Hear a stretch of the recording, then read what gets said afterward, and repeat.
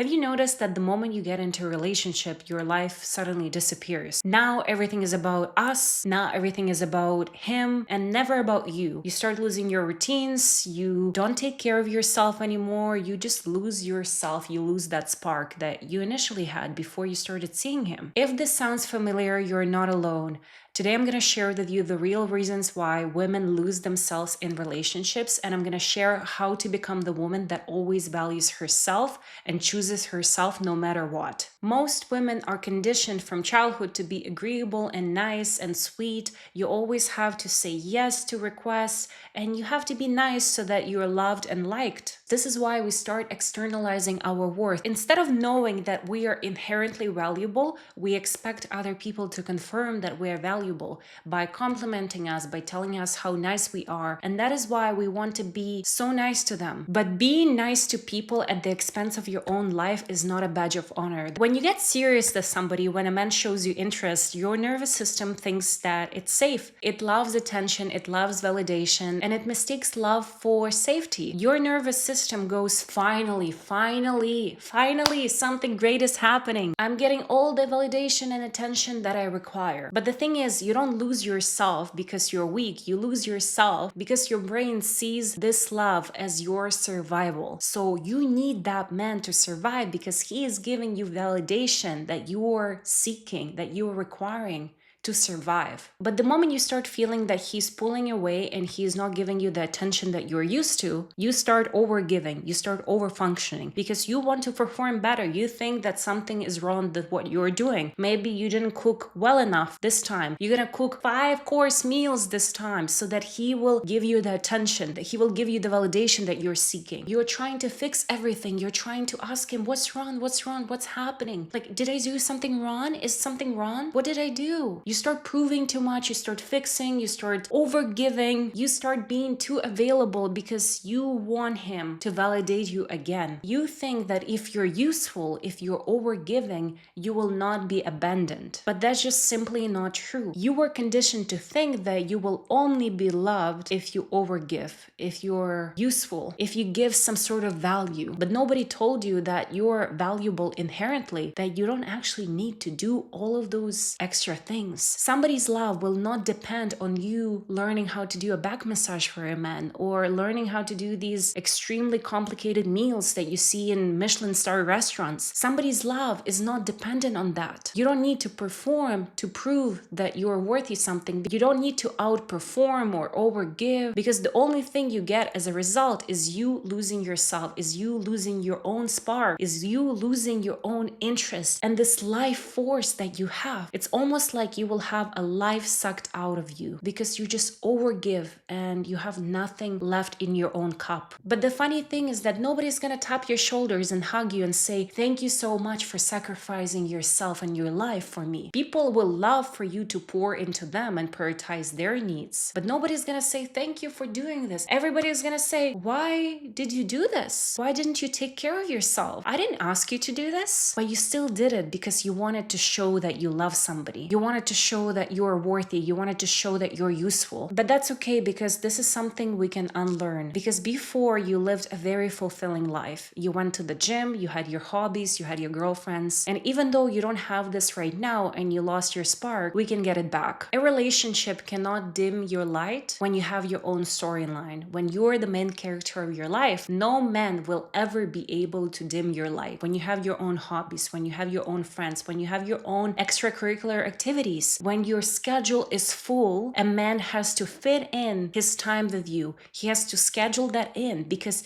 you have this exciting and interesting life. You're not over here waiting him to text you or waiting him to set up a date. You're like, oh my God, like I'm gonna clear my schedule because I think he's gonna ask me out this Friday. No. First of all, if a man wanted to see you this Friday, he would have already booked that. He would have already booked a restaurant and invited you out. Why are you keeping your plans open? Why does your routine become something that is may be available if he doesn't ask you out. You have to have your own life, your own routines, and he has to fit into that routine. He has to be an addition to that routine, but not the whole routine, because he has his own storyline. I always say this phrase: you have to have 3 movies. One movie is your own movie. You have your own friends, you have your own stuff going on. It's exciting, it's all about you. He has his own movie where he is living his best life. When you get together, you have a 3rd movie together, which is called Us movie, where you create intentional moments together. You have date nights, you go do activities, but you're not stopping your own movie because you have this Us movie. Because a man, on the other hand, he's continuing his life. Have you ever seen a man abandon his gym session or a football or soccer game? He always does that because he already agreed with his friend. And this is something we have to learn from men. They're very unapologetic about their own schedule, about their own routine. And why would they be? I think we shouldn't apologize as women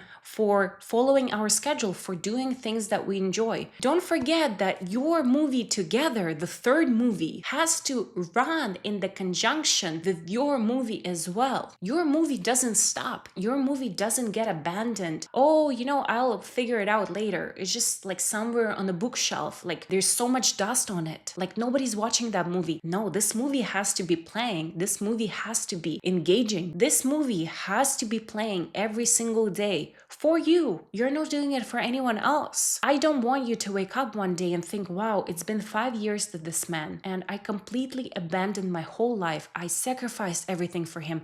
I did all of these things for him and he's so ungrateful. He's been living his best life all this time. I helped him get a promotion. I helped him get to this point in life. And here I am having a life that is even worse than I used to have because I just didn't put in any effort. I completely lost all of my friends. I don't have anything going on. My career stopped. My self-development stopped. I'm not reading any books. I'm not hitting the gym. I just completely abandoned myself. I don't want you to wake up and have that moment of realization, epiphany, that you just lost so much time. I want you to remember this throughout your relationship, that you have your own movie going on. A relationship is when 2 people get together intentionally because they enjoy their time together. But that doesn't mean that this is the only time they have. This doesn't mean that they only enjoy their time together. They have their own lives as well because they're mature people and they made a decision, we're going to be together now. But their own life is still continuing. And this is something we're conditioned to overgive so much that we think that by giving everything to a man, he will appreciate us more, he will respect us more. But in reality, he will actually do the opposite. This is when I see women getting abused because they just give so much to the man that he has so much power over them and they have nothing going on in their whole life, that the man controls everything in their life and he has so much power. And if you give that much power to the wrong person, that can turn really badly. The moment you feel sensation in your body that, your chest is tightening, maybe your stomach is hurting, there's some sensation in your body, you have to be able to tell whether this sensation is signaling you that maybe you're overgiving right now. Maybe you can pull back and maybe you can lean back and relax more and pour into yourself. You have to be able to recognize those signals of your body because your body, your intuition, is the only direction that you need to follow as a woman. You have to be in touch with your body to understand what is enough for me. When do I stop?